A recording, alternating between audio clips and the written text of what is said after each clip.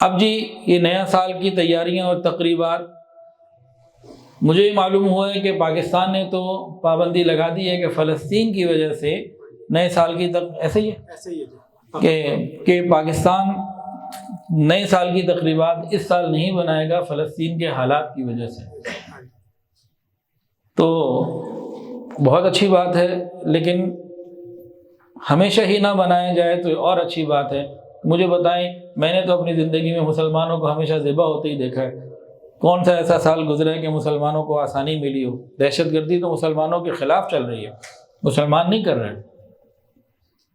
گزشتہ 40 سال میں مسلمانوں نے دہشت گردی کر کے کتنے مارے اور انہوں نے کتنے مارے؟